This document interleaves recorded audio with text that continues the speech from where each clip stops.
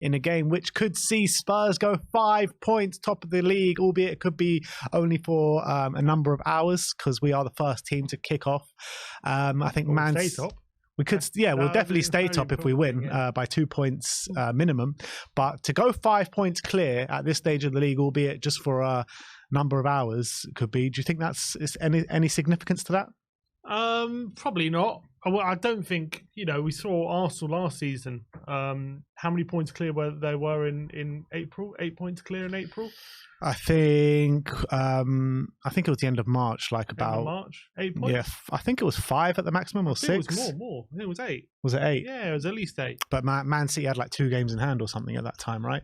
They had them to play and a game in hand, right? So, but my point is they are much further in the season, and they were more points clear than that, and they still couldn't hold off City. So 5 points clear in October is nothing to shout about, is my opinion. But what would be something to shout about is we would be 10 points clear. We could potentially be 10 points clear of 6th.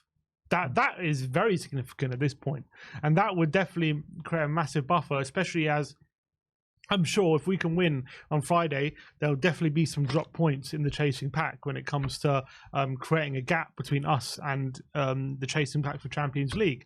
And if we can really create a buffer in the top 5, that would make our real aims of being in the Champions League really massive. And that would go a long way to showing we're serious about getting Champions League football for next season, and we're really going in the right direction. So I think a 10-point gap, even if it's for 24 hours, it could be even more with some clubs because I'm sure there'll be drop points. That would be very significant for me. 5 points clear out of top of the league would be nice. Don't get me wrong. I'm not going to complain, but I'm more interested in right now that big points gap between us and 6th. Yeah, I definitely take your point. But for me, it's to go 5 points clear at this stage of the season, obviously it's not significant in terms of a title race or anything like that, but I think it's significant in terms of just how much of a turnaround there's been at this football club. I mean, if anyone would have said to you 10 games in, 9 games in, 9.5 really, without the other teams playing, we'll be 5 points clear at the top of the league, you would have been like, nah, what the hell are you talking about? And for us to be in this situation where we can go 5 points clear tomorrow night, I think it's just unbelievable. Maybe not significant. Maybe significant was the wrong word, but just it shows how far we've come in such a short space of time. Yeah, and it is incredible, and it's a testament to Ange that the fact that we're in his first 10 games in the Premier League, we could be sitting potentially 5 points clear at the top of the Premier League. That is not to be sniffed at. And it's incredible turnaround from last season where it was so much negativity, so much toxicity around the club, around the players, around the fans, and all of a sudden we're here 10 games into the season and everything's changed. Not just the results, not just the way we're playing, but the fans as well, the connection between the club. It's all changed, and that position, that table position after 10 games would be reward for that. Absolutely. If you look at the form of the two clubs coming into it, obviously Spurs are on stunning form, being top of the league, unbeaten so far this season. Crystal Palace not having the best of it at the moment. Only 1 win in the last 5 games.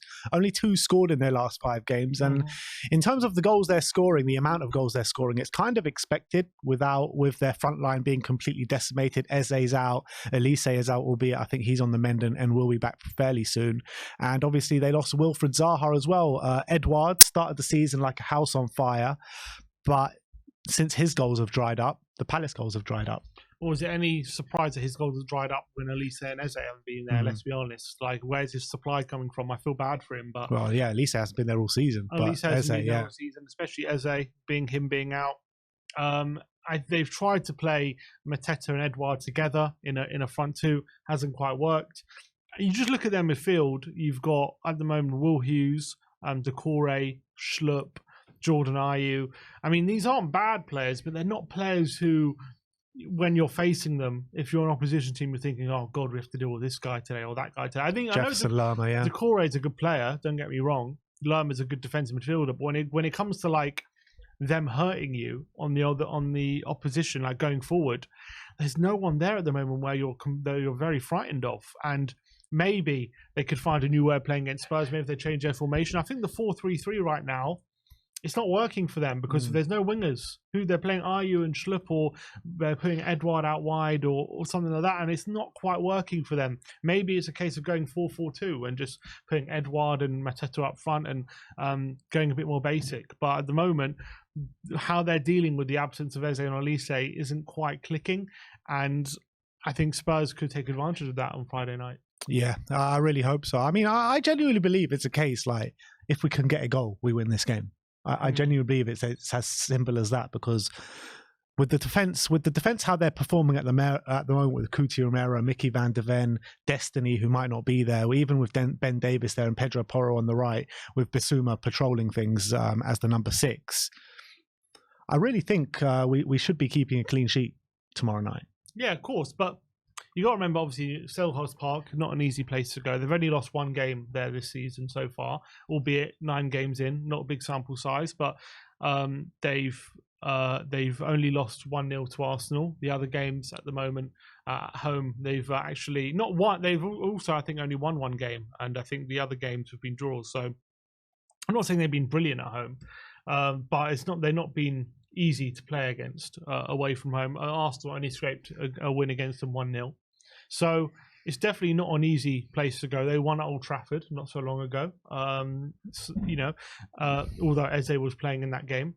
So Eze has been playing in pretty much all the games where they've got positive results. Yeah, of course he is, because he's their best player. Without him, their talisman, that's a massive drop-off. Like, they're very, very reliant on him.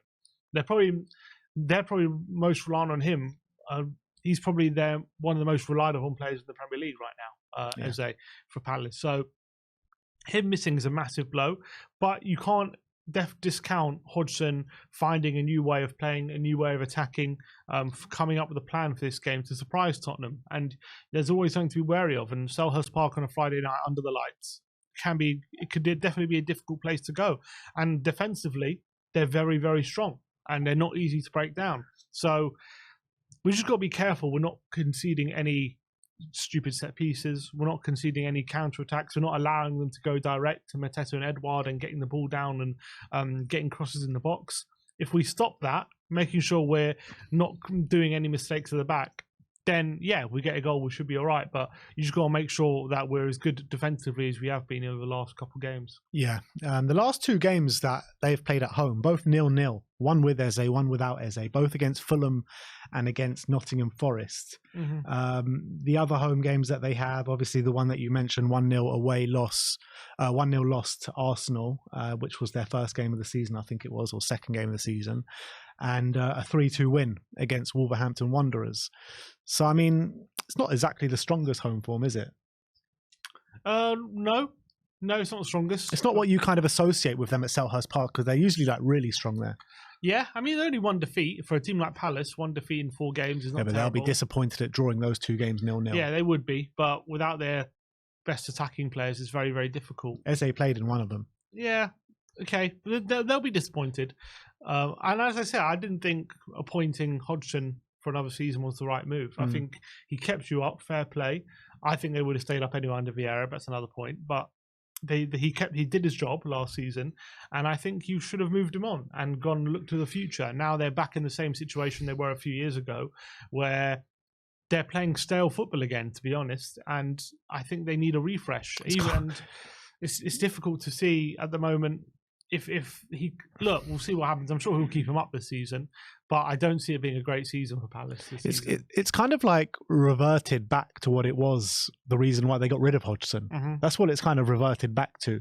And I kind of agree with you in what you were saying over the past year or so, or since Vieira was sacked. Like, all they need to do was stick with Vieira for a really hard patch, and maybe we could be talking about a different kind of Crystal Palace right now. But it has reverted back to type. They aren't scoring many goals. Yes, I know their front line has been completely decimated, but have a look at this team. This is the team that they played last week at Newcastle, where they lost 4-0. You're looking at Anderson and Guehi, who are 2 formidable centre-backs in the Premier League. But there's not really much there to worry you going the other way, like you mentioned. Yeah, Edouard has been in good goal-scoring form. Look, to be fair, Edouard and Mateta can be dangerous on their day. They're big physical strikers. They're good at hold-up play. You can go direct to them. They can win physical battles, and and especially when it comes to Edouard, decent finishers as well. So you can't completely discount them. Ayew is a dangerous dribbler, but when it comes to real quality in the final third, if your defense is set and they're trying to break you down, am I looking at any of those players thinking I'm really worried that they're going to find a moment of quality to hurt us? Not really. Only if we're really disjointed, or if we're kind of the only thing I would say is if we're if defense isn't on point, like it has been on point against Luton, against Fulham, 2 clean sheets in a row, and defensively we're very, very strong in those 4 games. clean sheets this season. 4 clean sheets this season. Postecoglou said in his pre-match press conference that, he was asked about where can Spurs improve. He said definitely in the forward line, but he said right now, he said against Fulham, he feels like the defensive quality won us the game. And he said defensively we're playing very well at the moment. And I have to agree with that. So I think if we're defensively on point, I see it being very difficult for Palace to really hurt us in this game. But you never know. Sometimes teams can have an off day. Sometimes we switch off. And if we're doing that, especially Udogie could be out, maybe that makes things a bit harder for us as well. So if we're not on our game, if we're not doing our job, this can become a very, very difficult game. But if we're on point defensively, there will be moments for sure that we can definitely break them down and score goals. But again, they're very strong defensively, so no guarantee unless we're at our very best going forward that we definitely win this game. Where I can see the biggest danger is obviously going to be set pieces. They've got players that can combat anyone in the air. If you bring up the ones to watch, obviously this man, Joachim Andersen, is a big danger from set pieces. Already scored 2 goals this year. I think both of them have come from set pieces. He's been involved in 4 clean sheets for Crystal Palace this season. How good is Joachim Andersen? How good of a season is he having? He's having a great season. I think he's been very good ever since he's come to the Premier League. For Fulham, he was good, even though they got relegated. And then ever since he's gone to Palace, he's been pretty great for them, a very consistent performer. So cultured, has struck up a really good partnership with Guehi as well. Very similar in a different way to, not very similar, but, a partnership where they both have their strengths and weaknesses, a bit like Romero and Van de Ven. Guehi's a bit more physical, he's pacey, he's a bit more aggressive. Andersen is a bit more calm, collected. He's a bit more of a ball player. And it's quite interesting to see that dynamic. It definitely works for them. And Anderson's definitely been linked with a lot of bigger clubs over the years, and especially in the summer. Maybe he will find one in the next year or so. And he's having a great season. He showed what a great goal he scored at Old Trafford. Brilliant volley from a free kick. He's been one of the best long range passers from centre back for the last couple of years. Ever since he's been there in the Premier League, he's got a great passing range. Not the quickest, but he makes up for it with great positioning and a really good football brain. Good technical ability. I think he's a really good centre back, to be honest. I really think he's a good player. I mean, it's not just the head as well, because you mentioned the technical ability. You saw that goal. Was it against Manchester United this season where he just roofed it? Yeah, exactly. So he just roofed it on the roof of the net, and I think he's a very good player in my opinion. But I think they are few and far between in terms of what kind of areas they can kind of hurt us in. But I think set pieces are probably at the top of that, to be honest. In terms of how we usually do against Crystal Palace, we usually do fairly well. 4 wins in our last 5 games against Palace. That one loss did come 2 years ago, nearly to the day, to be honest, against Crystal Palace when Nuno was his last game in charge. 3-0 loss. Japet Tanganga gets sent off that day. But it wasn't his last game. I think it was his first loss. Sorry, he got sacked like 2 games later or something, 2-3 games later. But his first loss after the 3 wins on the bounce when we were top of the league. That was like the reality check. Down to reality. But it's like, we went to Crystal Palace then, top of the league. We lost 3-0. We're going to Crystal Palace again now, top of the league. We'll lose 3-0, is that what you said? No, I'm not saying we'll lose 3-0. I was about to say we're going to show how much of a different top of the league that was to this one. Yeah, and I think it's complete 9-day. I have to agree. Look, I'm not going to say we're going to batter them, and we're going to go there and show why we're title challengers, but I'm sure it's going to be a different performance. That game against Palace when we lost 3-0, we were dire. Absolutely pathetic. We didn't have a shot on target, I think, the whole game. We barely got into Palace's half, I remember. We went down to 10 men as well, and we just barely gave anything. It was a terrible display. Those were the days when Ollie Skip was like our best player. Yeah, literally. And that was, I remember, a big reality check for us. And who knows, maybe this game will be a reality check for us this time round. But what I can guarantee is we definitely will have shots on goal. We're definitely going to attack them. We're definitely going to play our game. and we're going to have fight, exactly, and we're going to play our game, and we're going to play with confidence and to look to control the game. We're going to look to take the game to Palace, and it's going to be night and day from that performance whether we win, lose or draw. So that's going to be the most important thing. And you fast forward to the next season after the 3-0 loss away at Palace. It was one of Vieira's last games, that game as well, wasn't it? Or it might have been his actual last game. It was one. It was definitely near the end of his tenure. And we went there under Antonio Conte in the last few months of his tenure, to be honest, was it just after the World Cup or just before? Yeah, after.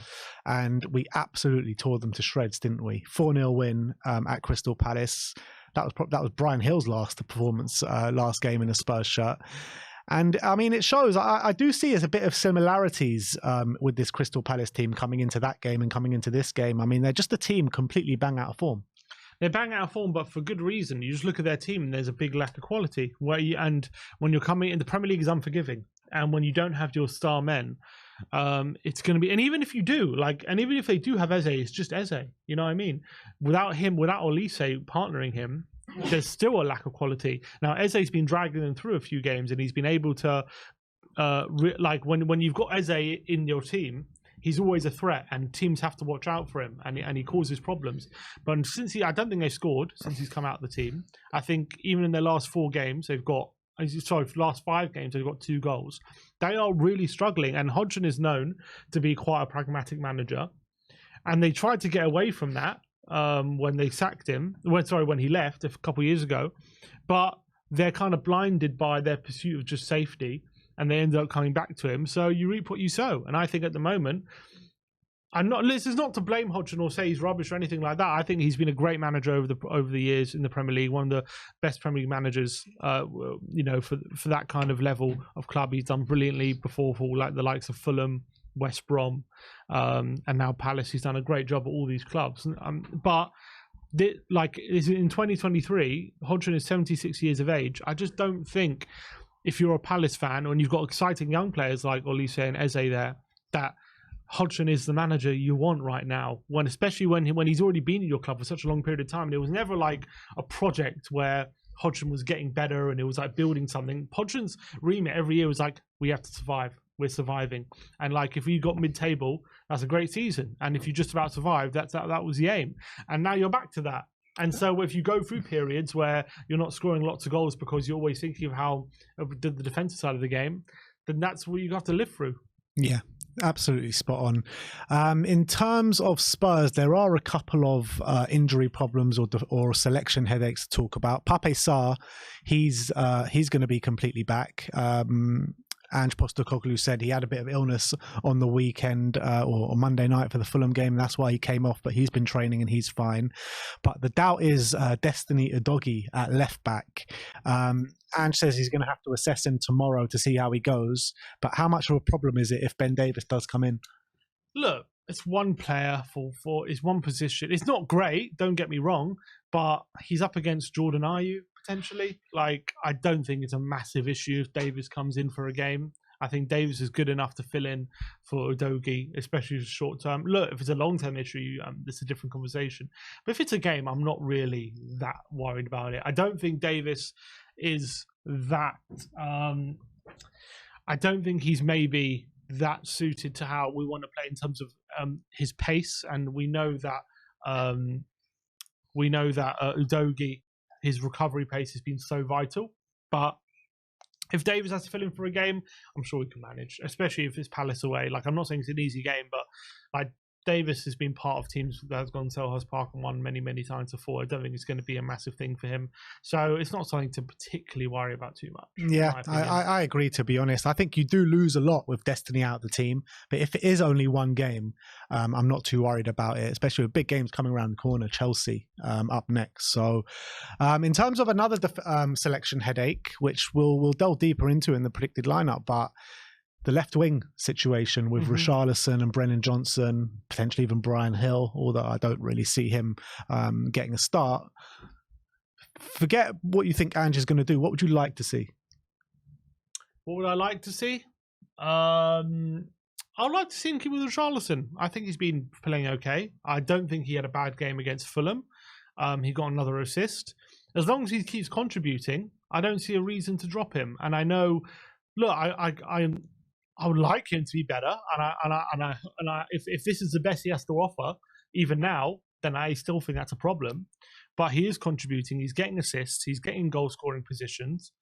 For me, I'll keep with him. And if he's not playing well, you take him off, and then think about next game about dropping him.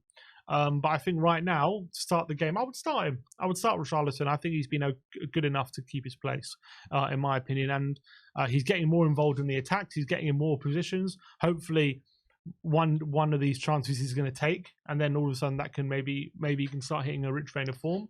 So I think he's contributing enough for me to keep his place just for now.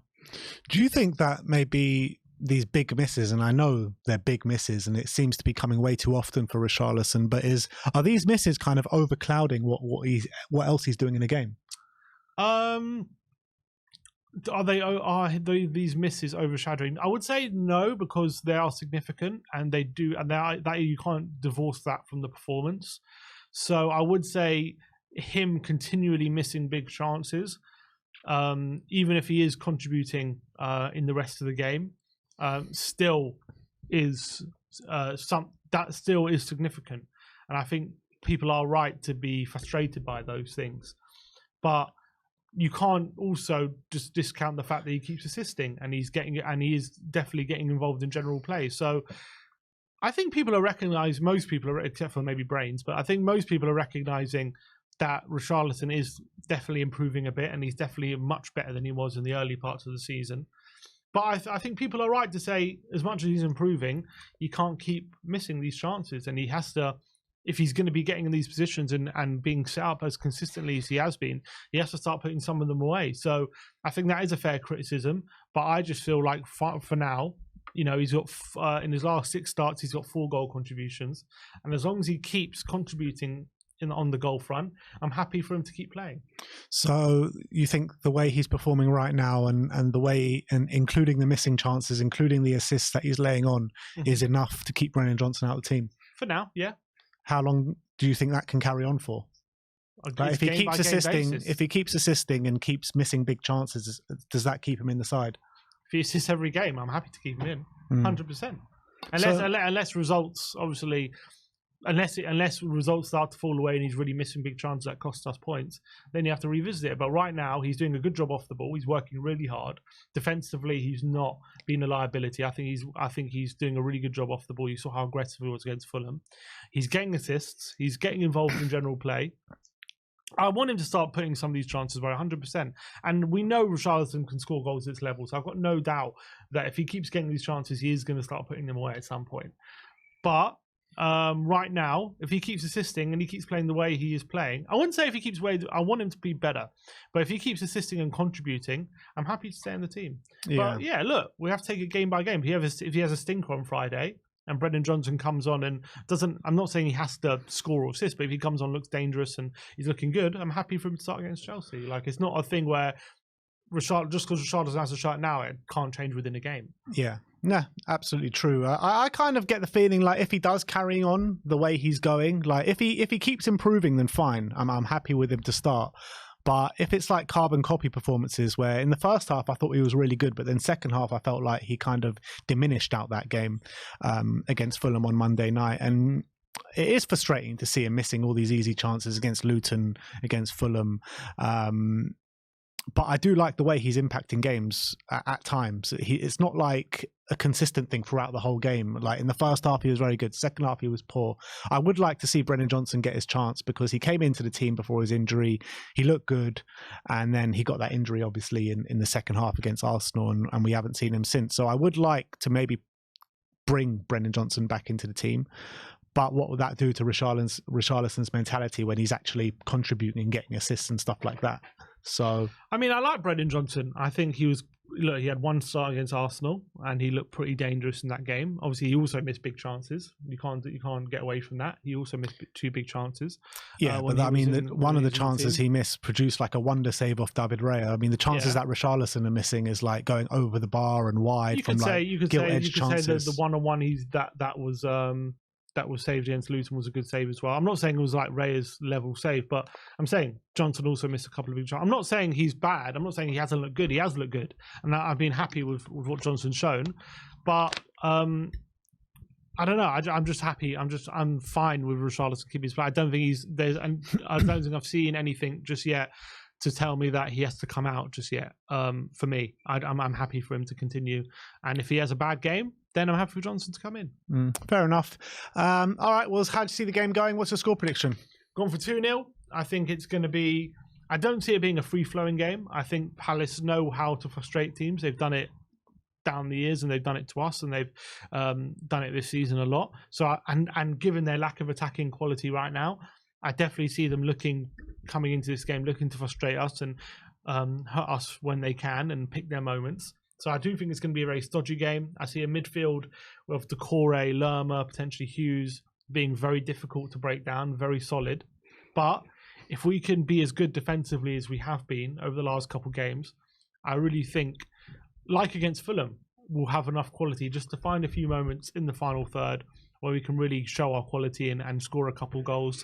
And I don't see them having enough quality to hit us back. So as long as we can have the quality to hurt them, open them up and score a goal or two, I think that should be enough to win this game. So I've gone 2-0.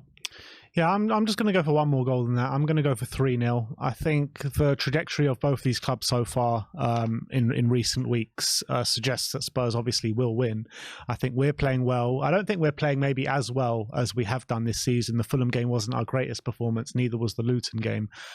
Oh, to be fair, the first 20 minutes of the Luton game, we absolutely tore them to shreds, but we didn't put ourselves in the ascendancy enough. But I think in this game, with Crystal Palace bang out of form, not scoring any goals at the moment, decimated front line, I think we can actually, take the game to them massively this weekend. And I'm going to go for 3-0 to Spurs. It was 4-0 last year, and they're on similar form at that time, although they were on worse form last year, to be honest. But with the way they're playing at the moment, I can see goals in there for us, especially with Bissouma playing and controlling things in the middle of the park. I think Bissouma will be very hard to deal with, especially with the rest that he's had against the Palace 3 that, they are going to be hard work, the Palace 3, but I think Bissouma, Maddison, and whether it be Pape Sarr or Pierre-Emile Højbjerg have more than enough to deal with that Palace midfield. So with the clinical edge that we have with Sonny up top, with the creative ability that we have with James Maddison in the middle of the park, I'm going to stick with 3-0. So I'm going 3-0. My brother's going 2-0. Let me know in the comment section below what your score prediction is. And that is our match preview.